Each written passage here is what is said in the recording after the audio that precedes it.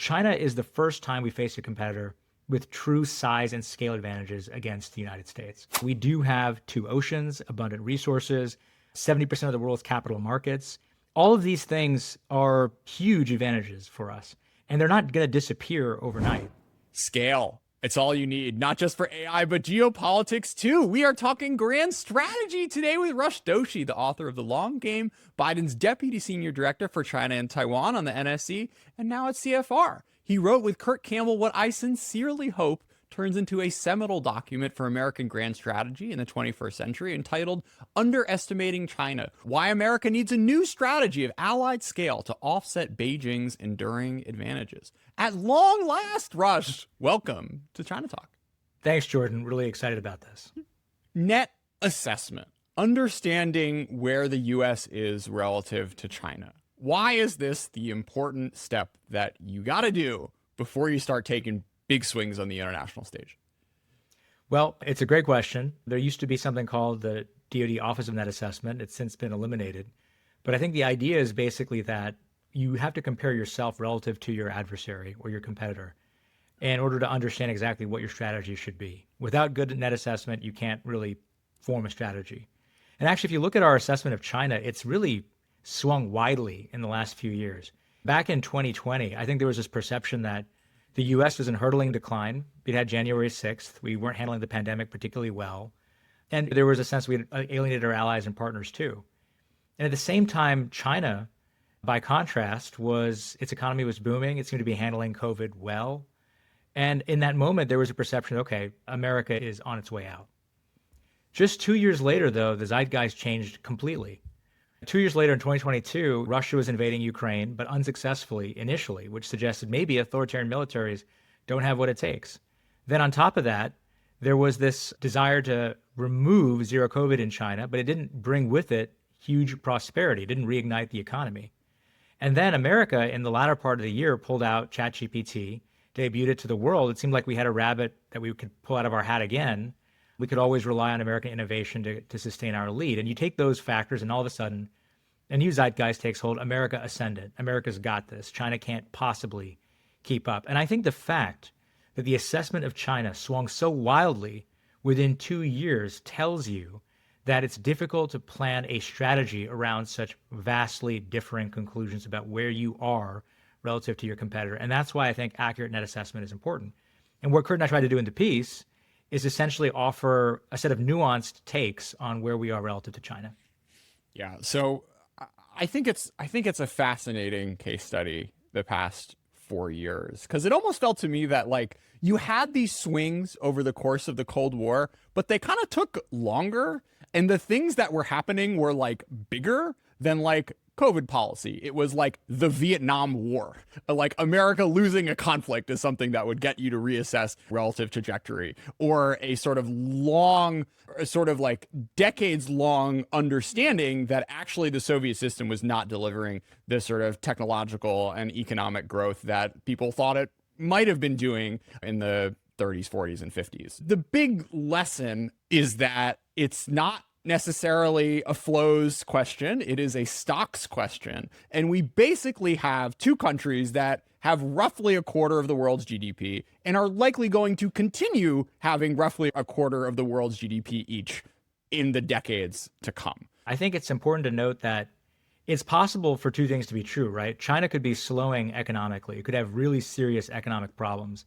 But it's also possible that it has strategic advantages and technological advantages in the time frame that matters most for geopolitical competition. And I think on the question of assessment, poor assessment is simply to say, okay, they have a tough economic time, therefore strategically they're going to be on their way out. It never ends up being that neat. And so that's the other fundamental point of the piece, that you have to really start thinking about how particular advantages and disadvantages in one sector translate strategically to a great power competition. And that's not intuitive. It takes, I think, some degree of guesswork, but also analysis to get at that. So there are like cones of expectation for how well the US will do and how well China will do from a national power perspective. And if you are basing your assessment on the sort of third standard deviation performance of one country over another, then you're probably not like picking the right strategy for the vast majority of the futures. And it feels like the way the US and China are discussed, you often kind of default either to this one country's got it, this other country's cooked, or like vice versa. Yeah, that's a really good way to put it, actually, about thinking about it probabilistically. I think that's exactly right. Do you have a guess of the psychology of like the American public or commentariat that kind of like wants to swing in one direction or another and not kind of take the middle nuanced stance? Well, I think there's this fundamental sense that things are changing, that China is formidable, but also has a number of fragilities too. And there's a belief that the stakes of getting this question right are very high. And I think, it leads people to kind of put forward stories that they want to believe that are true. So that might mean that sometimes you'll hear that there's a market essentially for saying, hey, everything's fine. Don't worry. American advantages are enduring, stable, real, and decisive. And then on the other side, people might want to suggest that things are in really tough shape because they might have a particular domestic policy agenda they want to advance. And we see that a little bit with the trade war. So ultimately, these kinds of assessments have political valence as well. They have salience in politics, and that might be why some people, put spin on the ball one way or the other.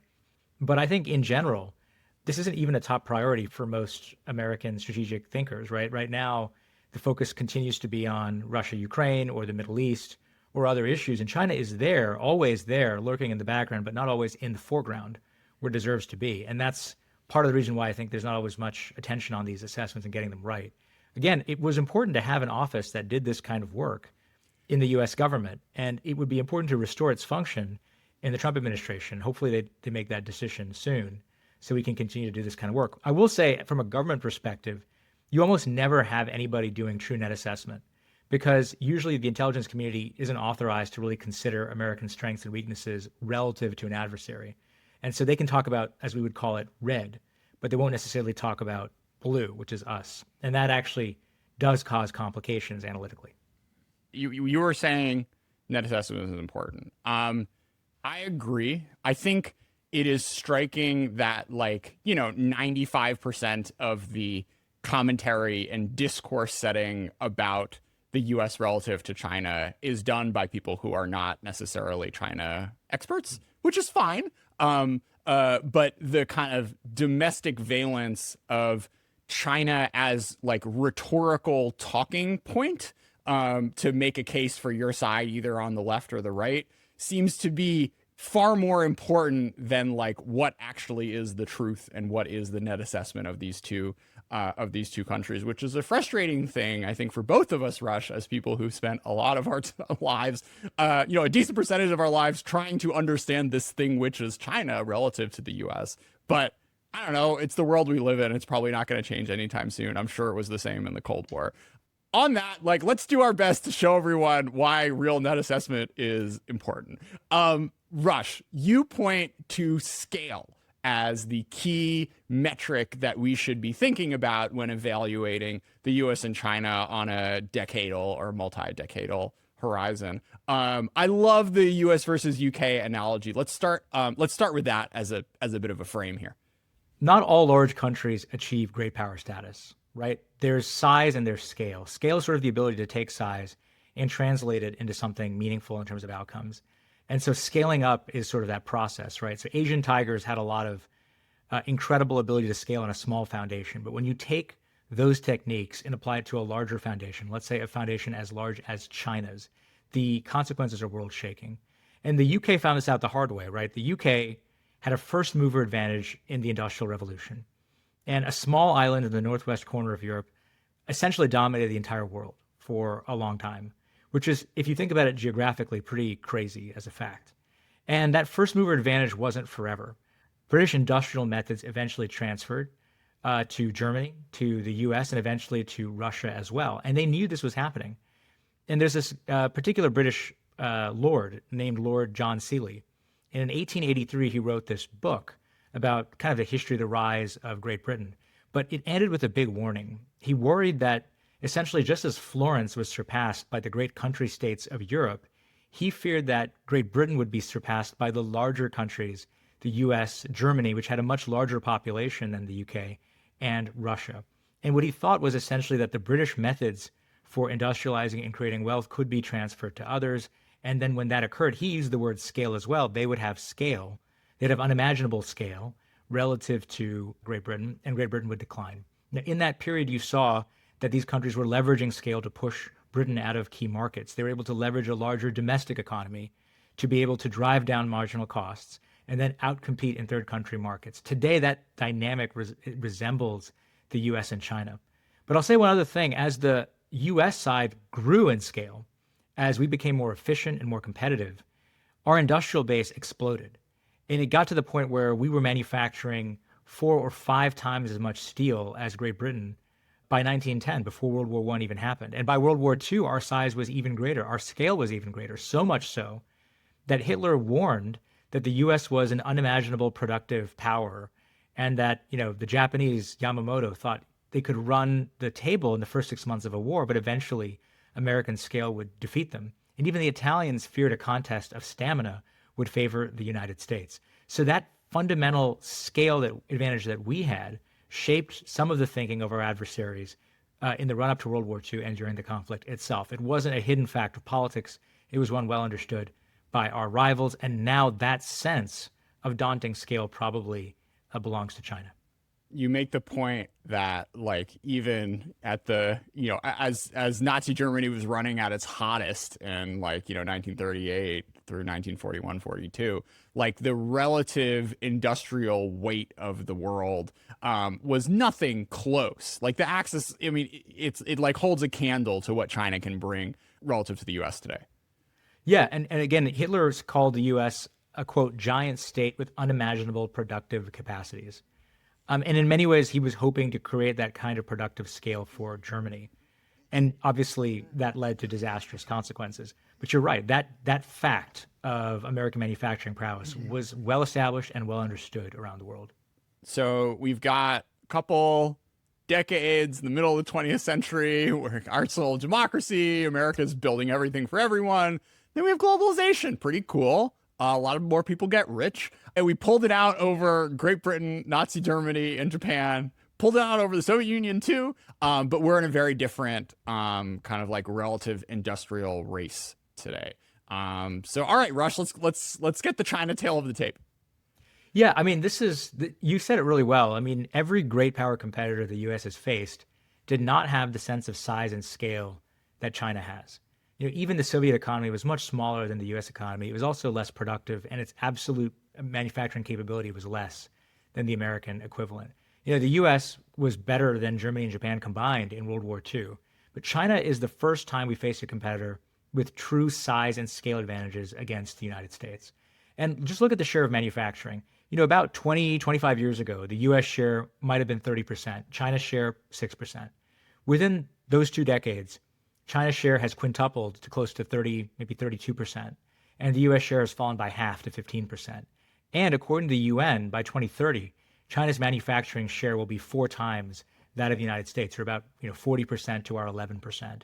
That is a pretty surprising turnaround in the course of just 3 decades, really 30 years. And the last time you've seen a shift that fast is actually, to go back to the question we discussed a moment ago, it really is the US and the UK. From 1870 to 1910, the British share of global manufacturing fell by 50%. That's the same share that we've seen fall, except for us, it took like 20 years, not 40 years. And in addition, you look at what China is able to put up in terms of power generation. It's 2 times American power generation, 3 times American car production, 13 times American steel production, 20 times American cement production, and famously, about 200 times, give or take, U.S. shipbuilding capacity, although only maybe 3 times our shipbuilding capacity when it comes to warships, but 200 times writ large. That's pretty significant numbers relative to us. But what I think is most interesting, Jordan, is also the fact that they have a pretty high share of global markets too when it comes to manufacturing. It's not just about us. They're about half the world's chemicals. They make half the world's ships. They make 70% of the world's electric vehicles, more than 3/4 of the world's batteries, 80% of the world's consumer drones, 90% of the world's solar panels, 90% of the world's refined rare earths. And we're not done because they're betting on the next industrial revolution, right? And one stat that I think is particularly important for your listeners is this question of industrial robots. The US is installing a lot of them, but China is installing 7 times more, and half of all the robot installations that occurred in 2023 happened in China. You take nuclear, right? We're all talking about how we need power to fuel the AI revolution. Well, China leads in the commercialization of a technology we invented, 4th generation nuclear technology, and it's planning 100 nuclear reactors in the next 20 years. And then you look at science and technology, folks say, well, they can't innovate. We're always going to have that. We do have an innovation edge, but they do exceed us in active patents and in top-cited publications. Now, you can quibble with the numbers. You can say they juke the stats. All that's true. We don't accept that. We don't accept that slander on ChinaTalk here, Rush. We're past this. Don't worry. And there's some truth to that. But the trend line is also incredible. And they probably are about even with us in those categories. And in 10 years, they'll be well ahead of us, even accounting for statistical manipulation. And you look at the military balance, Jordan, because all this manufacturing power translates into 2 forms of advantage. One is military advantage, and we've talked about that in the context of World War II. But the second is technological advantage as well. Innovation coming from the factory floor, tacit knowledge, process knowledge, special production capabilities that you innovate on over time and iterate on. That also creates enduring advantage for China too. And we should know that because that's where American innovation came from also. It came from our ability to dominate manufacturing. It's forgotten now, but when we were becoming a manufacturing power, we were behind Europe in science and technology. We didn't have the Nobel Prize numbers that we have today. So manufacturing was the leading edge, and the rest came later. I think we're seeing the same story with China. Okay, so let's not underestimate China. I'm with you this far, Rush. What's the answer? So one answer that you're hearing out of the administration is like, we need to industrialize. And the problem with that is that even if you hit every policy right, like you're getting 1% a year, 0.5% a year, 2% a year, maybe on a good year when it comes to sort of like global manufacturing production. So kind of even setting that aside of like putting, reindustrialization and like growing manufacturing again as a long-term goal, these are not the sorts of trend, like the sort of the laundry list that you just laid out, Rush, is not something that is going to go anywhere anytime soon. I think that's right. I mean, these advantages that have been built are very sticky. Poured concrete is poured concrete. It exists. And so a lot of China's supply chains, they're not going to pick up and move immediately. They're also more resilient than people think. Some folks say, look, China has a number of macroeconomic problems. Rush, you've given us this laundry list of manufacturing statistics. Why does that matter? They've got, problems economically. They've got problems demographically. But I think if you walk through those, you see those problems are probably a little overstated too. Look at their economy, right? It's smaller than ours in nominal terms, dollar terms. And a lot of people are taking comfort in the fact that it's shrinking relative to the U.S. economy, again, in dollar terms. But Jordan, a lot of that work is being done by a strong dollar. If you take away that financial advantage, and you look at things adjusted for purchasing power, then China's economy probably surpassed the U.S. economy in size 10 years ago and is 30% larger today. Now, there's a lot of problems with adjusting for purchasing power. You can't just do it willy-nilly. The indices are not perfect, but it's a good heuristic, a good attempt at capturing the price, the local price of key strategic inputs, right? Things like infrastructure, things like weapons, things like government personnel. Those are priced in local terms. And while nominal GDP might be really important for capturing quality of life, it's purchasing power adjusted GDP that might capture some of the things that matter for generating strategic advantage. But then some people say, okay, well, fine, but the demographics are a problem, right? China is aging, and that's true. But the question is, when will that matter? By 2100, their population will fall by half. There'll be literally half as many people in China as there are today on current trends. That's a big deal. But the strategic harm of aging doesn't really take place for another maybe 20 or so years. And that's largely because if you look at China's demographics, the under 14 share of the population increased between 2010 and 2020 in absolute terms and as a percentage of the total population. The population still aged, don't get me wrong, but that younger share grew. And the reason it grew is there was a Mao era baby boom, and these are the grandchildren, right? Demographics are lumpy, and that can help you buy time. In addition, China's dependency ratio won't even be as bad as Japan's dependency ratio today until 2050. So again, that gives them a sense of time. And we talked a little bit about industrial robots, all the investments in industrial robotics as well as embodied AI could help them with some of the productivity problems they might have from falling. I'm sorry, not productivity problems, some of the labor problems they'll have from a falling population. And, you just look at the investments that they're making, they're clearly betting that their factories are not going to have a lot of people. You look at a Chinese BYD plant, they don't have a lot of people working the assembly line. And then people say, okay, well, that's all well and good, but what about their debt level? And they do have really serious debt, right? 300% of GDP if you combine government, household, and the corporate sector. But that number is the same number as the United States. We're also 300% if you combine government, corporate, and the household sector. So, it matters the composition of that debt. It matters who's holding it. But let's just take that aggregate statistic for a second, because you can move some of that around. That gives you a sense of the country's overall indebtedness. And if it's comparable, maybe they're able to weather that too if they take proper steps to recapitalize local governments. And then finally, folks talk about how American companies are just killing it because they have high market caps, right? The most valuable companies on the earth are American, and they have the highest share of profits in fields like technology. But you and I both know that that market cap number is partially a reflection of people wanting to buy dollar assets, right? It's partially a reflection of, again, a strong dollar or people investing in a strong dollar. And that profit number matters, but that's because American companies max out on profits. Chinese companies max out on market share. They're willing to run losses to get there. They're optimizing for something different, something that might matter strategically, because if they can stay solvent longer than our companies can stay solvent, then they can put them out of business and deindustrialize us. So you take all of that, and I think what it shows you is, yes, China has really significant weaknesses. They're aging, they're slowing, they may have deflation in their economy, they're high youth unemployment. All of that is really important. But again, it may not matter as much in the timeframes that are determinative for great power competition. That's the question we have to ask ourselves. When does it matter and how does it matter? And that's what we're trying to talk about here with the question of, scale. So, Rush, you ran through a lot of the arguments that people make to make the bear case of the 20-year China net assessment, but political instability is not one you address. So why don't you take that one on? No, I think this is actually the critical point, Jordan. You're totally right. My assessments are really focused on sort of the macro indicators, demographics, financial indicators, because those are the ones that, in many ways, people are talking about when they say China might, never catch up to the U.S. But political leadership is a tough one. I think if there's a path to Chinese failure, right? If there's a path to Chinese sort of inability to succeed in the 21st century, that path runs through a failed political transition from President Xi to his successor, right? It's very interesting that China was able to essentially set under Deng Xiaoping, 20 plus years of successors, right? Deng picked Jiang and he picked Hu Jintao as well, but he did not pick Xi. And so we don't have that same longitudinal planning. China is living in the house that in many ways Deng Xiaoping built. Now Xi Jinping is changing the architecture, and we don't know if the changes he's going to make are going to cause the house to collapse on itself or are going to strengthen it against the wind and the rain, to use the terminology that he often applies, right? Got to strengthen the house against the elements. So this is the most important question in many ways.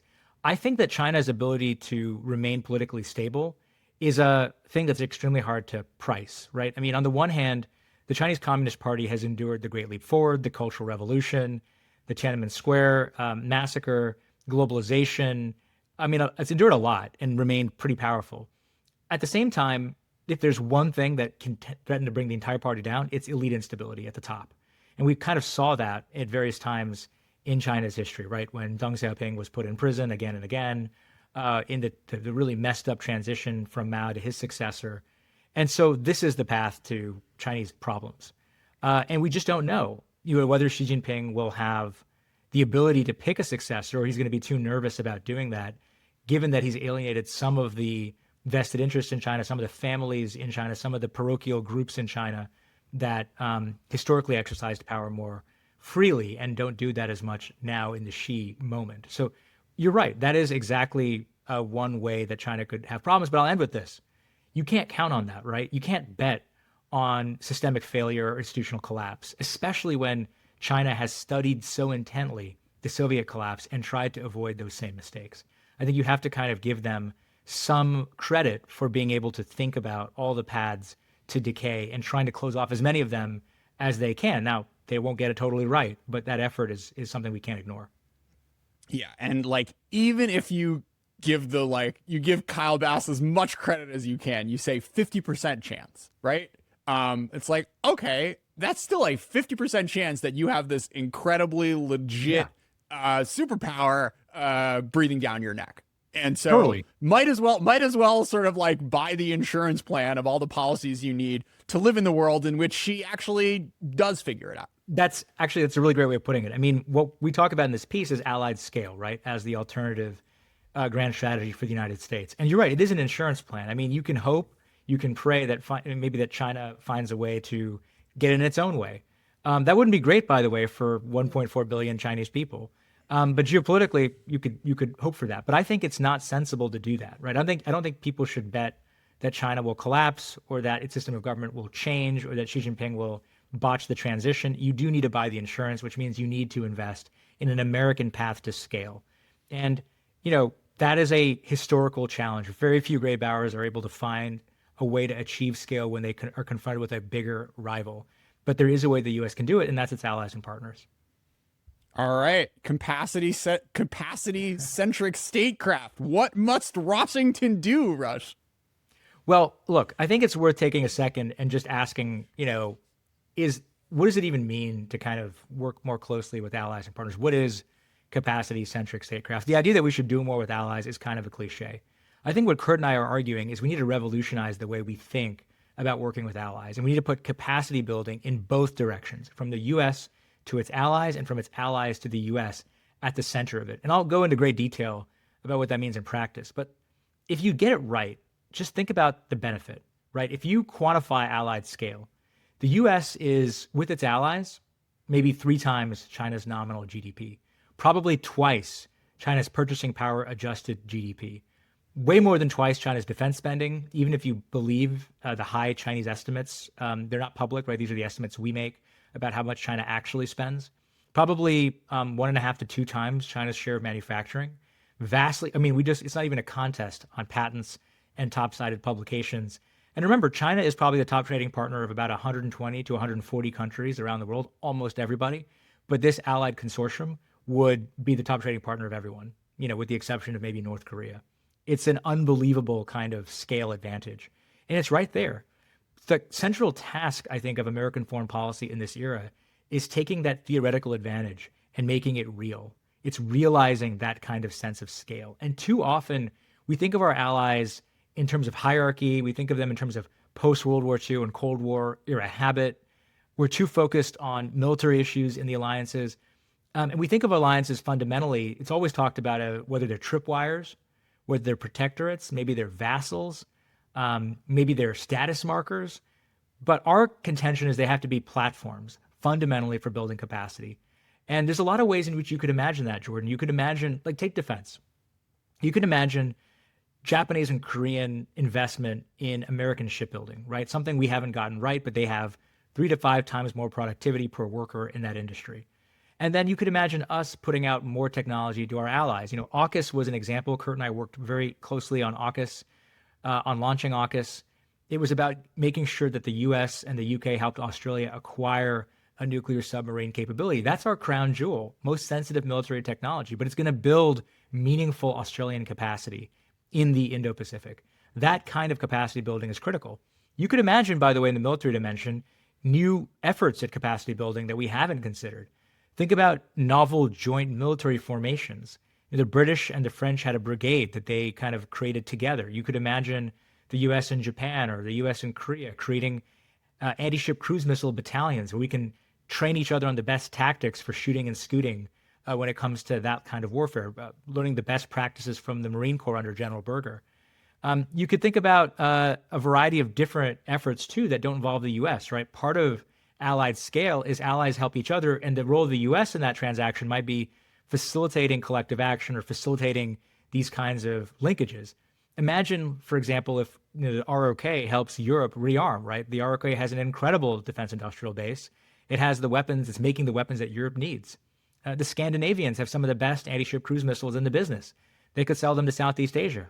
France is one of the best at operating LEU, nuclear-powered submarines. They could help India with that technology, too. India has the same nuclear-powered LEU submarine program. That is what allied scale looks like, where the U.S. isn't always at the center, but maybe is providing a gravitational role in facilitating collective action. And that's just the security side. I mean, There's a lot more we could say about the economic and tech side too. So let's stay on the security side for a little while.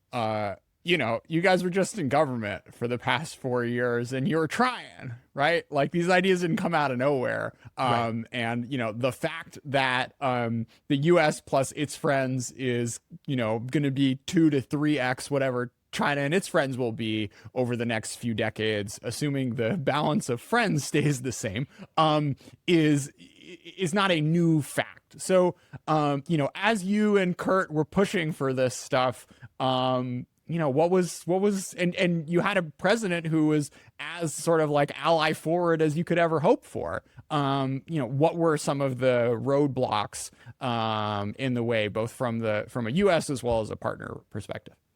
Yeah, and let me just start really quickly with this question of whether the allied scale stuff is intuitive, right? I think it is intuitive. I think we all know collectively that if we don't hang together, we'll hang separately. But what I think has been missing from most diagnoses, is the sense of urgency. People say you have to work with allies because it's good. It's sort of like American apple. It's like apple pie and motherhood, right? It's like a good thing. But why is it essential? That's the different argument, right? And the reason it's essential is because we're underestimating China's sense of scale. The reason it's essential is because Great Britain failed as a great power because it couldn't get scale, right? Lord Sealy looked to uniting with British colonies to create a sense of scale that could rival the other great powers of that age. And he failed. They all failed at that effort, right? They were too little, too late, and everyone drifted apart. The question for the US is essentially, will we face that same fate? We have an advantage. We don't have an empire. We have allies who are very capable on their own. That is a huge advantage relative to the UK. But what I'm trying to say to you and in that piece with Kurt is essentially that this is urgent, that we have to get this right or we lose the century to China. That is not the usual frame that I think people think about with allies. I think allies, great, not allies, 4-alarm fire, you need this, 5-alarm fire, you need this right now. The reason that this is hard to do is partly because people don't see it as urgent, right? They see it as conventional common sense. Okay, to be clear, the US and China independently are roughly going to be running neck and neck, or far too neck and neck for comfort in the vast majority of futures over the next few decades. So like the most important thing America can do is leverage the rest of the world who is much more likely to want to partner up with us than partner up with a CCP controlled PRC. And that is the way that you change the balance of power. That is the most straightforward way to dramatically change the balance of power over the coming decades. Yeah, I'll just add one thing to that, which is that I'm not sure we'll be neck and neck in all metrics that matter for a strategic value, right? We're not neck and neck in manufacturing. We're going to be 1/4 of them, right? If you take the U.S. versus China on a lot of these metrics, we're behind. We don't have scale. We have a great number of advantages: capital markets, immigration, innovation, talent, general political stability, but we don't have scale. And so I think what my concern is that there's a world in which the U.S. is not running neck and neck with China. And the only way we can run neck and neck on some of the metrics that matter for great power competition is with allies. That's why this is urgent. Without them, we will be smaller. We'll be like the UK to the US and Russia, or like Florence to the UK. We're 1/4 their size. And as productivity equalizes around the world, which is partly a factor of institutions and technology, China will be productive. And they are productive, right? They outmanufacture us. They are at the leading edge in a lot of industries. And so there is a urgent need for the US to find its own path to scale, and that is allies, right? And as I said a moment ago, the British could not get scale because they didn't find a way to unite with their colonies. They didn't find a way to pull them in together to build scale. They thought that was the path. They didn't get there. And what the US has that's different is not colonies, not subjects, but truly capable, independent, sovereign allies who share our values.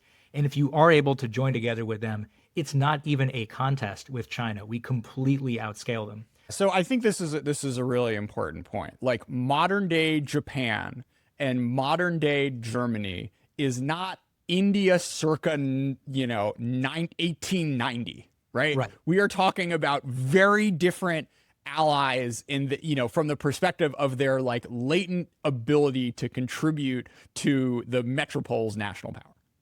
Yeah, and actually, even in the case of Lord Sealy, he was saying exclude India. He thought it was a resource pit. He was totally, obviously wrong about that, about India's potential. he was saying Canada, South Africa, Australia, New Zealand, sort of the white settler colonies. But take Japan versus any of them, right? Or take Korea versus any of them.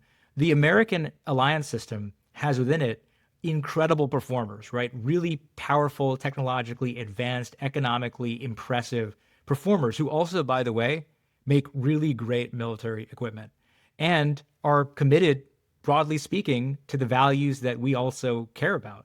That is a home run. That is unbelievable. In world politics, almost nobody has this advantage. And don't take my word for it, take China's. China believes that our single greatest advantage, asymmetric advantage, is allies. Back in 2017 and 2018, their glee at this idea of populism eroding the Western position emerged from really one thing, Jordan, and that was the sense that populism was breaking American alliances apart. They have always seen alliances as our critical advantage, and they know what we don't know, which is that alliances also have economic and technological power that they can bring to bear too in competition. That's why right now, I'm talking about scale, and the Biden administration had a theory of how to get there. That theory had good parts and bad parts.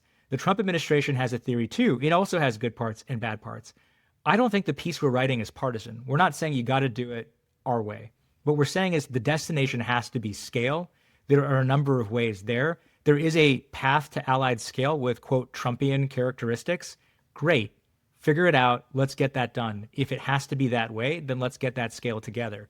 But my concern is unilateralism that focuses on resolving bilateral issues without thinking about the larger strategic context vis-a-vis China. And right now, the Trump administration has a chance to land several bilateral deals around the world. My hope is that they do so in a way that focuses on the question of pooling our shared capacity and building scale against the PRC. There's like the sort of JD Vance, like, let's promote the AfD in Germany. And if they don't, and if like the German right doesn't win an election, then like they're not our allies anymore, is like a very insidious mindset, right? Because like we, as you said, Rush, we don't know, like we forget, like it's been so long, we forget how good we have it in terms of all of these countries, like basically being on the same wavelength as we have been. We fought 2 world wars against Germany and 1 against Japan, right? And these were the preeminent industrial powers of their regions in the 20th century and in part of the 19th century as well. And they are stalwart American allies. We're not always happy with each other. We have disagreements, but they're on our side. They share our values. That is an incredible accomplishment and success story. And the idea that culture war issues should dictate how far we go with these allies on the greatest geopolitical challenge America has ever faced is sort of cutting your nose to spite your face, right? It doesn't make a lot of sense. Now, that being said, the Trump administration could still get scale.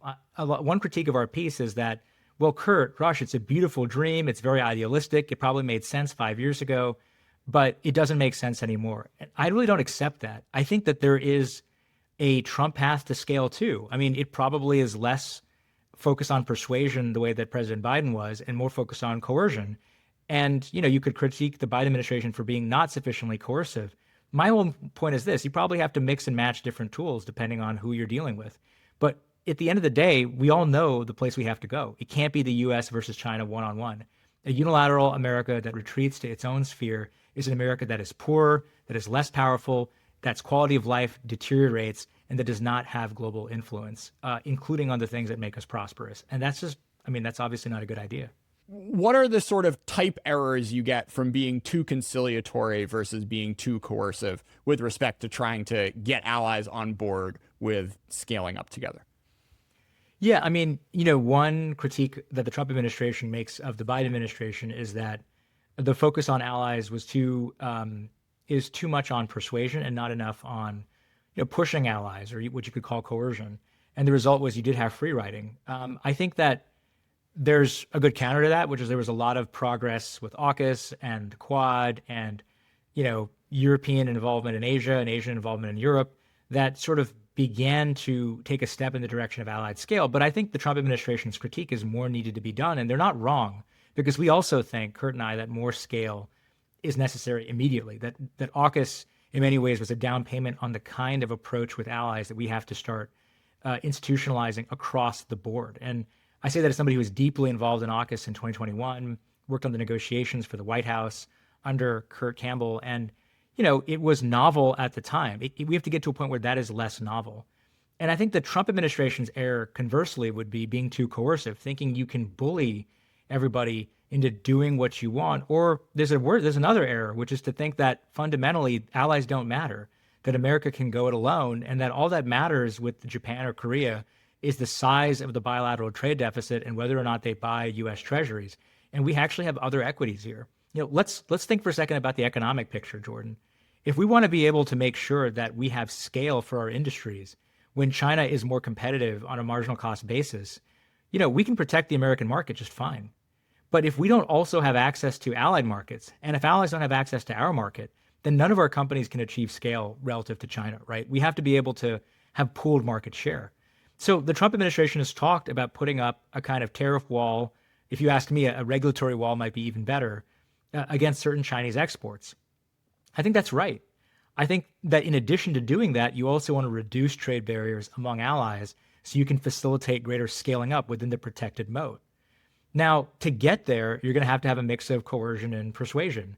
You're going to have a mix of the Biden and Trump approaches. Right now, we've seen President Trump with Liberation Day take the coercive route. Now there's negotiations happening and deals to be made. Let's hope that those deals are in the persuasive category. And you could imagine, Jordan, what those deals should look like, right? You could imagine a deal in which allies invest more here. We reduce trade barriers. Maybe we go to 0-0, as some on the Trump team have talked about. Allies spend more on their own defense as part of the deal, or we work with them to improve their military capability and capacity. And, maybe there's additional steps taken to prevent China from dominating allied markets, including coordinated and shared tariffs and regulatory policies to build a kind of moat behind which we can all live. That kind of deal is achievable. And my hope is that as the Trump administration rushes to push these deals, that's the model that they have in mind. And I'll end with this. Folks are saying they've got to negotiate 75 deals and that's too many. I don't think that's right, Jordan. I think they've got to negotiate maybe 8 to 10. And if they can get those 8 to 10 right, they can start building that allied scale a very different way from how President Biden might have done it. And, they can declare victory and say, we did what they couldn't, and that's fine. They can say whatever they want. The point is to get scale. And if they get it, I'll applaud them. So let's stay on the Germany example for a second, because that was my whiny, lib-owned case study that I referenced earlier. You guys were not able to get Germany to break its debt covenants and spend $1 trillion on defense, right? So on the other hand, it basically took administration officials saying stuff so intense that Germany and Poland decided that extended deterrence is not something that we can really trust anymore. So, right. We're in a very different world state than we were in September of 2024. And I don't know, let's talk a little bit about the trade-offs of I don't think the wake-up moment has necessarily come for Taiwan and Japan and South Korea, but we do seem to be in a very different timeline in the European context. Yeah, it's an interesting point. The risk of the current approach, though, is that it's so intense that it pushes Germany out of being a core U.S. ally on the things that we care about. There's a lot of flirtation in Europe right now with different forms of strategic autonomy, which could on their own be interesting, but taken fundamentally out of a dissatisfaction with the U.S. that might mean they're not on our team when we need them to be. And I'll give you some concrete examples. Back in 2020, remember, the Europeans and the Chinese negotiated what was called CAI, right? The Comprehensive Agreement on Investment. That was fundamentally negotiated because there was a concern in Europe that they couldn't rely on the U.S. And we in the Biden administration were very upset. We thought, this is ridiculous. We've just come into office. How could you do this? That agreement eventually blew up, right? But there's a world in which it doesn't. And right now, what I worry about is you're seeing Europe make these signals that they want to hedge with China. That's obviously not a sensible policy. They shouldn't do that. But great powers can commit suicide for fear of death. They can commit suicide, again, for fear of death. That's a political science phrase I'm applying to this context. And what it means is when you push an ally, so aggressively, you can change their domestic politics to make it more anti-American. You can activate questions of faith and respect that lead them to make bad decisions. Countries don't always do what's in their rational self-interest, especially at times like this. So as I say, you can critique the Biden administration on some reasonable grounds as not having pushed allies hard enough. And you can critique the Trump administration for perhaps pushing too hard in ways that can undermine transatlantic unity on China, which is, by the way, extremely important to preserving the American position. And the truth is, Jordan, as you and I both know, you kind of have to do a little bit of both. You've got to have a nuanced approach. And we probably could get there in either administration if folks are thinking about how scale is urgently needed and how there needs to be a bit more humility and urgency in American statecraft. What we're talking about, capacity-centric statecraft, is humble, right?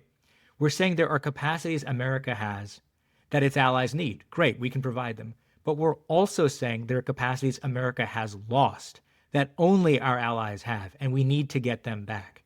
How easy will it be to get Germany or Japan to manufacture in America if their domestic politics turns anti-American and the country's governments feel like any kind of accommodation of the United States is contrary to their political self-interest? That's the thing that we have to keep in mind.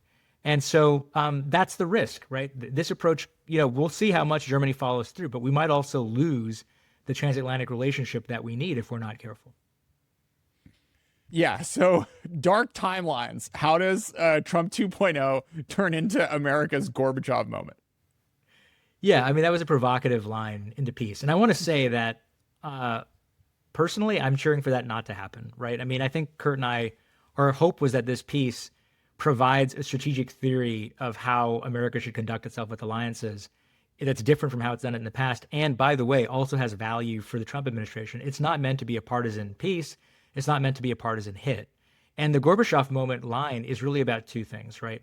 There is a risk that we neglect, as I said a moment ago, that our allies have agency, that they have respect, that they have faith, that they have autonomy, and that they move in their own direction away from us if we push them too hard.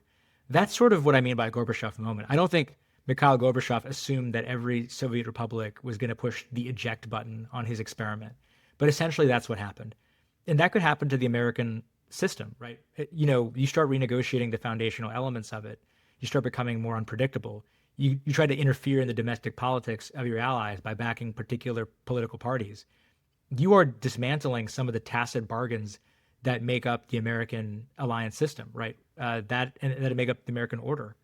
And if that all comes apart at the seams, you could have fragmentation.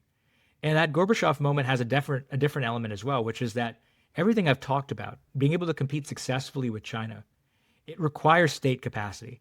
And Gorbachev's reforms, and especially Yeltsin's shock therapy, destroyed the state capacity of the Soviet Union and then Russia in many respects. And it made it harder for it to accomplish its geopolitical and domestic aims. And I do worry that we are taking apart our institutions. I'm not saying they shouldn't be reformed or renewed. There's a different way that Doge could have been done, just like there was a different way the trade war could have been waged. What I worry about is in both cases, these are extremely important things, and they were done in not the most strategic way. Take for a second the trade war. Let's do a thought experiment, Jordan, just the two of us. Let's imagine for a minute that before the trade war, like the day before Liberation Day, that the Trump administration had basically given everybody a theory of the case. They'd come out with policy papers saying, we're only going to raise tariffs on China, but everybody else is on notice. See this chart? That chart will happen to you if in 90 days you don't strike a grand bargain with us. And that grand bargain has to include not just economics, trade, and finance, but also security and your relationship with China. And let's imagine that before they announced all this, they had talked to a few countries and worked out the rudiments of a powerful deal or two. And then they put out the press conference, and that same day, they have a few wins on the board already. The Chinese didn't see this kind of collective approach coming, and the markets think that there is a logic, a grand design behind this approach. Would we be in the same place? Would the yields be spiking? Part of what's happening is the market doesn't think we have a plan. It doesn't know what we're trying to do. What I'm saying is this rationalization that the Trump administration has created ex post about its trade war, imagine, Jordan, if it had been ex ante. Imagine if it had come first. I think we'd be looking at a very different strategic circumstance right now. You don't go to war without preparation. Look at Russia in Ukraine. You don't wage global trade war without preparation. And what I worry about is there is no piece of paper anywhere that says exactly what we hope to achieve globally, bilaterally, and multilaterally in the global trading system. And without that piece of paper, we're just making it up. And that's frightening.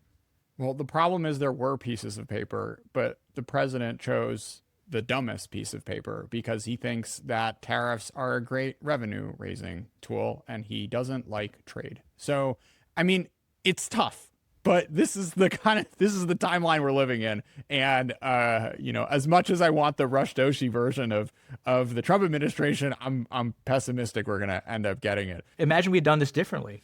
This could be a moment of strategic advantage for the United States where we finally change the global trading system in a way to better reflect what it needs to with respect to China's participation. And instead of that, what we have is a kind of unilateral, smaller American position with the world in its entirety angry at us. And I don't know that that was the best way. You're right. There were other people with other pieces of paper.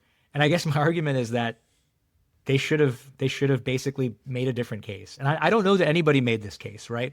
This is the case they're making now, Jordan. This is what they're saying now, right? This is the ex post facto rationalization. All I'm saying is rewind the clock 2 months. There was a transition. Make this the case then. And tell the press, right? Do all the same things if you have to. Put the tariffs on the allies if you have to. I don't think it's a good idea. But have a story of what you're doing before you do it. And that story didn't even make it out.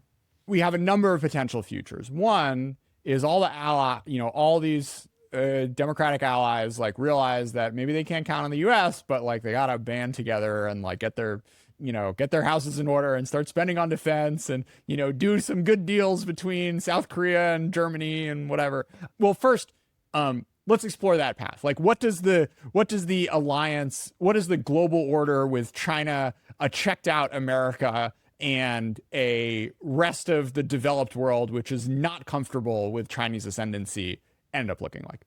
We're seeing China right now pretty excited, right? You're seeing President Xi traverse different countries and strike deals. I mean, they see an opportunity.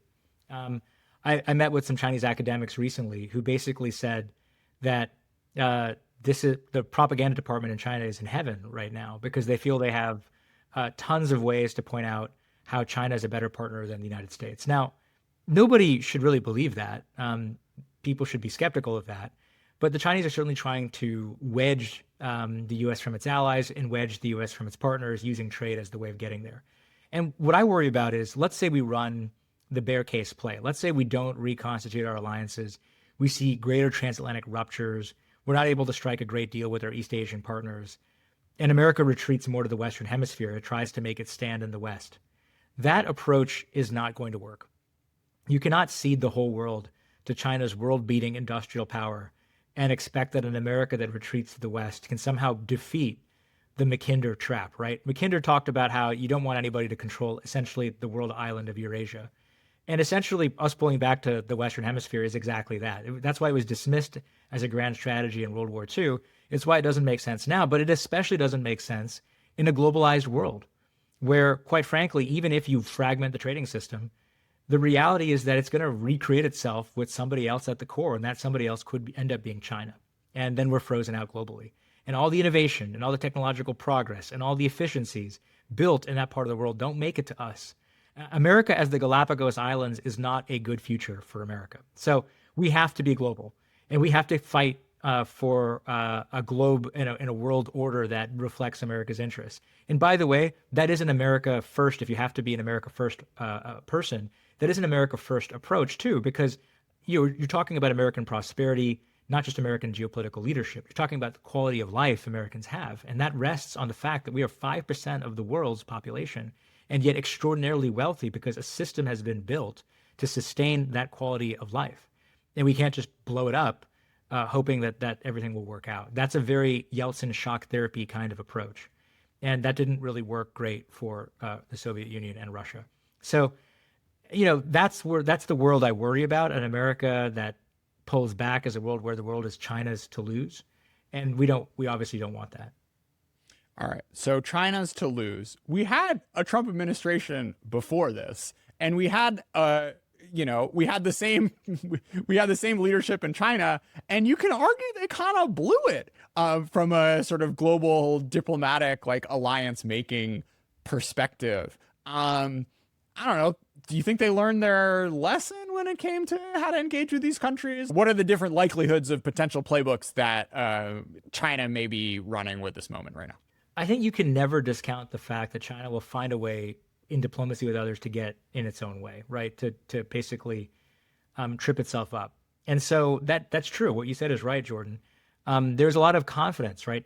So in my past work on Chinese grand strategy, I talk about how the biggest variable that shapes it is in many ways their perception of American power. And beginning in 2016, their perception changed. They thought the world was undergoing great changes unseen in a century. And it led to a more aggressive and assertive Chinese policy, including with the very countries that they should have been courting. I mean, one of the greatest strategic puzzles of all time. Why is China always going out of its way to alienate India? You know, China pushes India towards the United States, and India might prefer on its own to be more of a swing player, but China makes it impossible.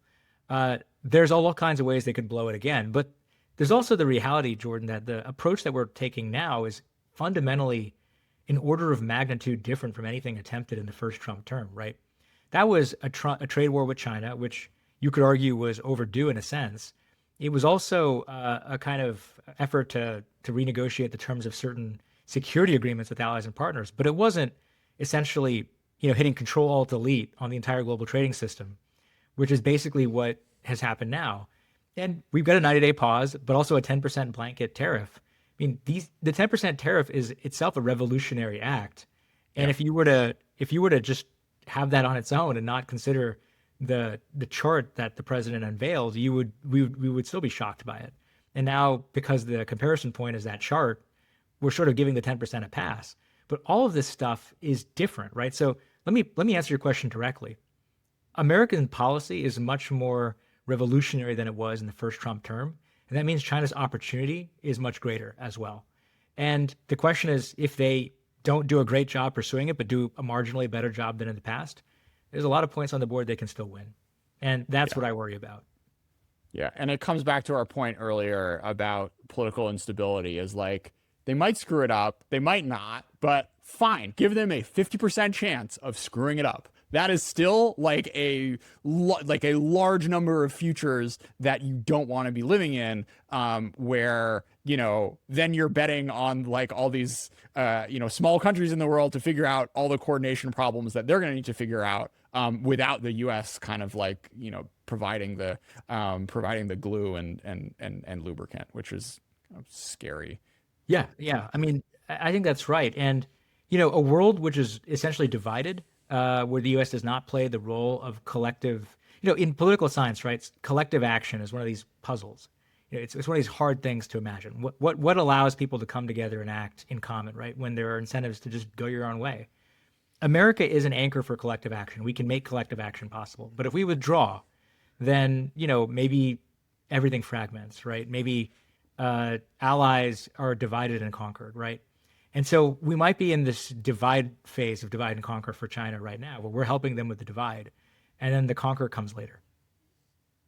Every once in a while, people ask me, Jordan, why don't you turn into the Matt Levine for China policy? And my answer is like, fundamentally, Matt Levine thinks securities fraud is funny. And I think this stuff is deadly serious. And, you as well are someone who cannot stare at the stakes of the conversation that we've had for the past hour and sort of shrug your shoulders and laugh about it and go on with your life. So do you have any advice, Rush?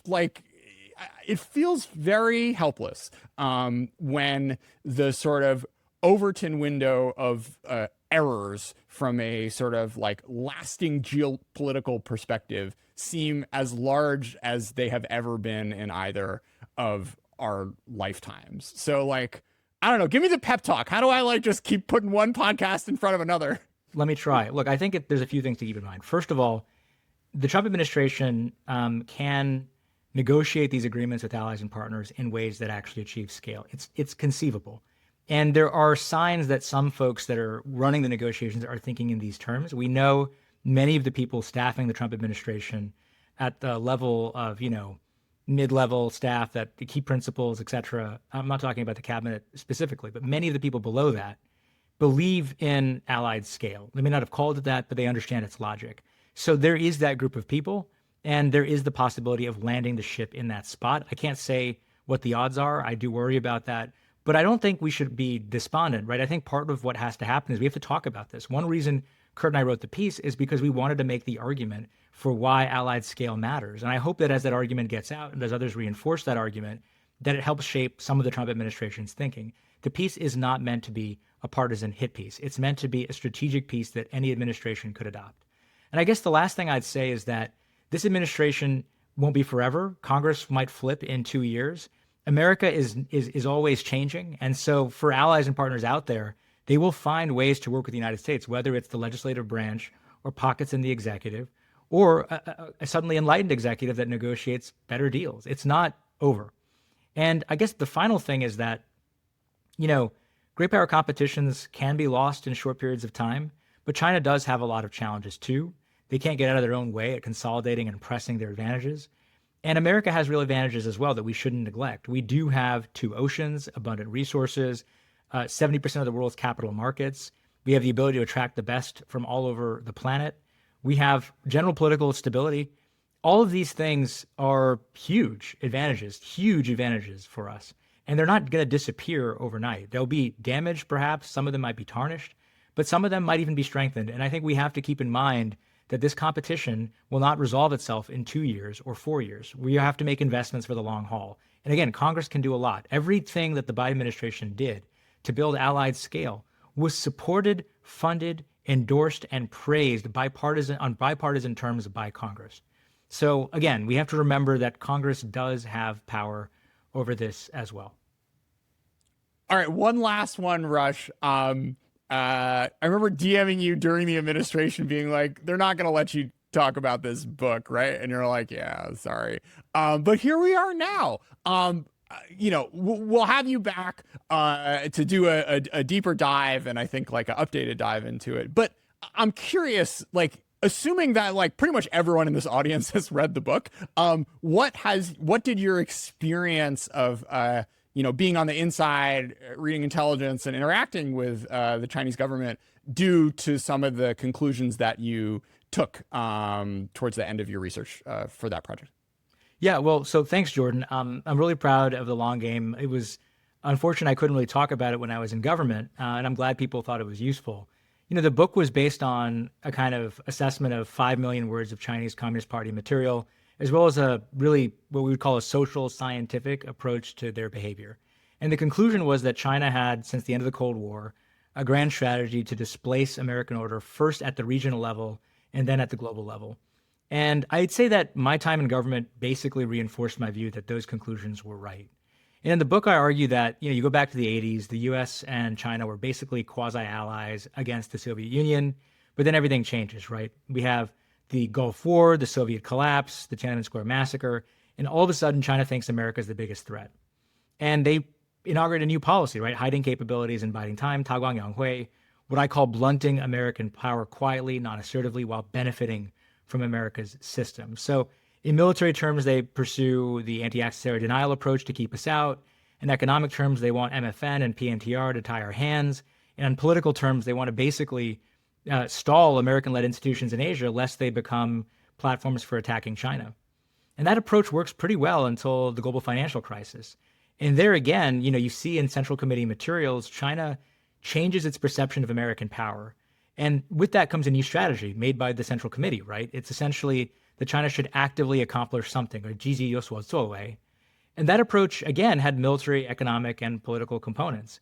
It was about building order within Asia, not just blunting American order. And we see militarily China invest in power projection capabilities to basically tell its neighbors what to do. In economic terms, we see the Belt and Road and efforts to use economic statecraft against others. And in political terms, we see China build international institutions meant to serve as the foundation for order building within Asia. And then I write in the book that worked until 2016. And then China's assessment changed again. They had a new phrase, a new tifa to kind of guide Chinese policy, which was 百年未有之大变局, or great changes unseen in a century. And the idea there was that the kind of opportunity that China has now, and sort of the risks as well, are unlike anything they've had in 100 years. And we see the inauguration of a global Chinese grand strategy, one focused on global military bases and winning in Taiwan, one focused on dominating economically supply chains and making the world more dependent on China, what President Xi calls dual circulation. And technologically, it was about leading and winning the fourth industrial revolution, making sure that China essentially doesn't just win those technologies for the sake of prosperity, but also for the sake of power. And politically, it's about changing global institutions to make the default more conducive to autocracy. All of this is motivated by a desire to rejuvenate China, which is a 100-year goal. And the Chinese Communist Party, yes, they're a nationalist party, right? They want to see rejuvenation. They've always been that way. They're a Leninist party, right? They also want to centralize power in pursuit of that goal.